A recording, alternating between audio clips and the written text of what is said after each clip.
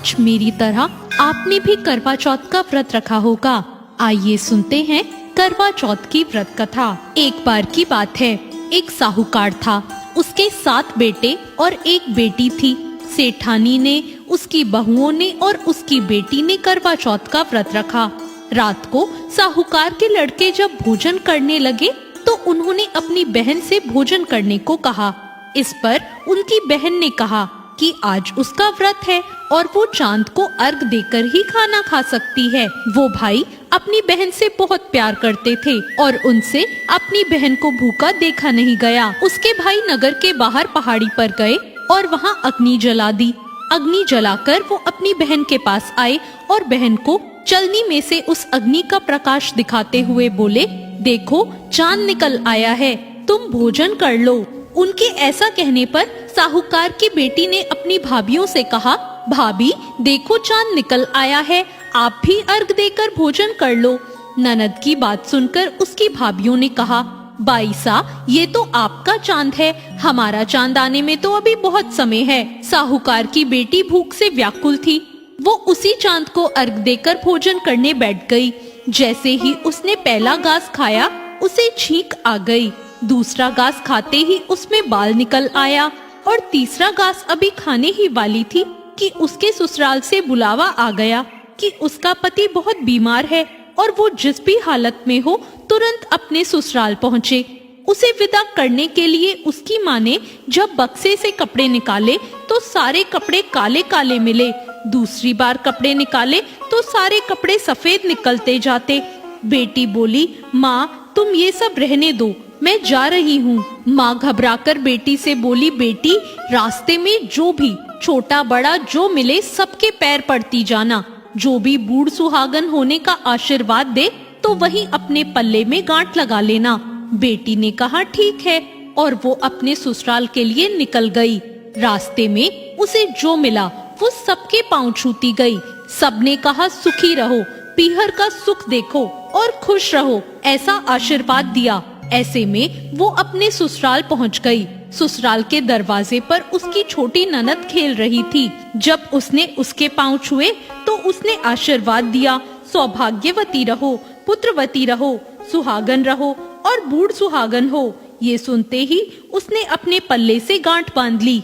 घर में अंदर गई तो जमीन पर अपने पति का मरा हुआ शरीर लेटा देखा और उसे ले जाने की तैयारी होती देखी। वो उसे देखकर बहुत रोई, बहुत चिल्लाई। जैसे ही उसे ले जाने लगे तो रोती हुई चिल्लाती हुई बोली, मैं इन्हें ले जाने नहीं दूंगी। फिर भी जब कोई न माना तो बोली, मैं भी इनके साथ ही जाऊंगी। फिर वो नहीं मानी तो सब बोले, ले चलो साथ में। जब उसके पति को जलाने का समय आया तो बोली, मैं इन्हें जलाने नहीं दूंगी। तो सब बोले, पहले तो पति को खा गई, अब उसकी मिट्टी भी खराब कर रही है। लेकिन वो नहीं मानी। गांव और उसके परिवार के सभी लोगों ने निर्णय लिया कि इसे यही रहने दो, इसके लिए यही एक झोपड़ी बनवा दो। वो अपने पति को लेकर उसी झोपड़ी में रहने लगी। वो पति की साफ सफाई करती और उसके पास बैठी रहती। उसकी छोटी ननद दिन में 2 बार आकर उसे खाना दे जाती। वो हर चौथ का व्रत रखती, चांद को अर्घ देती, ज्योति देखती और जब चौथ माता आती तो चौथ माता कहती, करवो ले भाइयों की प्यारी बहन करवो ले, घनी बुखारी करवो ले, बहुत भूखी करवो ले। पर वो चौथ माता से अपने पति के प्राण मांगती, पर चौथ माता उसे कहती कि हमसे बड़ी चौथ आएगी तो उससे अपने पति के प्राण मांगना। ऐसे एक एक करके सभी चौथ आई और सभी ये कहकर चली गई। अश्विन की चौथ बोली, तुझसे कार्तिक की चौथ यानी करवा चौथ माता नाराज हैं, वो ही तेरा सुहाग लौटाएंगी। जब करवा चौथ आने वाली हुई तो उसने अपनी छोटी ननद से पूरे श्रृंगार और सुहाग का सारा सामान मंगवाया और करवे भी मंगवाए। उसकी सास ने सोचा, पता नहीं क्या करेगी इन सब का, पर कोई बात नहीं, इतने समय से अकेली वहाँ झोपड़ी में पड़ी है, जो मांगती है दे आओ। फिर उस साहूकार की बेटी ने करवा चौथ का व्रत रखा। चांद निकलने पर अर्घ दिया, चौथ माता की ज्योति भी करी। चौथ माता प्रकट हुई तो बोली, करवोले, भाइयों की प्यारी बहन करवोले, दिन में चांद उगाने वाली करवोले, घनी बुखारी करवोले। तब उसने उनके पैर पकड़ लिए और बोली, माता मेरा सुहाग वापस करो। चौथ माता बोली, तू तो बहुत भूखी है, 7 भाइयों की प्यारी बहन है, तुझे सुहाग से क्या काम। तब वो बोली, नहीं माता, मैं आपके पैर तब तक नहीं छोड़ूंगी जब तक आप मेरा सुहाग वापस नहीं करती।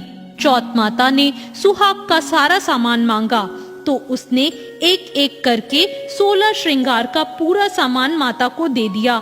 चौथ माता ने अपने आंखों से काजल निकाला, नाखूनों से मेहंदी निकाली, मांग से सिंदूर निकाला और चिटकी उंगली का छींटा दिया। उसका पति जीवित हो गया और चौथ माता जाते जाते उसकी झोपड़ी पर लात मार गई, जिससे उसकी झोपड़ी एक महल में बदल गई। जब उसकी छोटी ननद खाना लेकर आई तो उसने देखा कि भाभी की झोपड़ी की जगह तो महल खड़ा है। वो ननद को देखते ही दौड़ी दौड़ी आई और बोली, देखो बाईसा, आपका भाई वापस आ गया। घर जाओ और सासू जी से कहो कि गाजे बाजे के साथ हमें लेने आए। ननद अपनी माँ के पास जाकर बोली, माँ भाई जिंदा हो गया। माँ बोली, उस भाभी के साथ तो तेरा दिमाग भी खराब हो गया है, कभी मरा हुआ जिंदा होता है। ननद बोली, नहीं माँ, मैंने देखा है, भाई सच में जिंदा हो गया। भाभी ने हमें गाजे बाजे के साथ बुलाया है। सभी घर वाले गाजे बाजे के साथ अपने बेटे को लेने पहुँचे। बेटे को जिंदा देखकर सास बहू के पैर छूने लगी और बहू सास के पैर छूने लगी। वो बोली, देखो माँ, आपका बेटा वापस आ गया। सास बोली, मैंने तो साल भर पहले ही इसे भेज दिया था, वो तो तू थी जो इसे वापस ले आई। हे चौथ माता, जैसे साहूकार की बेटी के साथ पहले किया वैसे किसी के साथ मत करना, और बाद में जैसे उसे सुहाग दिया वैसे सबको देना और सब पर अपनी कृपा बनाना। जय चौथ माता। तो ये थी करवा चौथ की व्रत कथा।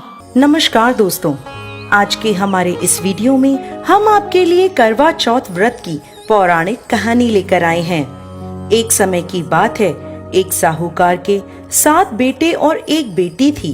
कार्तिक मास के कृष्ण पक्ष की चतुर्थी तिथि को साहूकारनी ने अपनी बहुओं और बेटी के साथ करवा चौथ का व्रत रखा। जब साहूकार के बेटे भोजन करने बैठे तो अपनी बहन से खाना खाने को कहने लगे, तो वह बोली, भाई अभी चांद नहीं निकला, मैं चांद को अर्घ देकर ही अपना व्रत खोलूंगी। साहूकार के बेटे अपनी बहन से बहुत प्रेम करते थे, वो उसे भूख से व्याकुल नहीं देख पाए। उन्होंने नगर के पास की एक पहाड़ी पर दीपक जलाकर चलने की ओट में रख दिया और बहन से बोले, देखो बहन, चांद निकल आया, अब तुम अपना व्रत खोल सकती हो।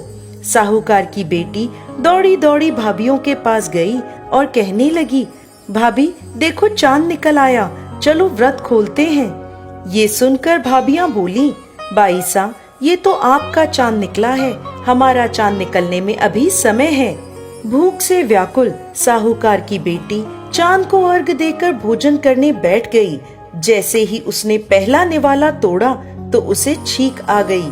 दूसरा निवाला खाने लगी तो उसमें बाल निकल आया और तीसरा निवाला तोड़ते ही उसके ससुराल से बुलावा आ गया।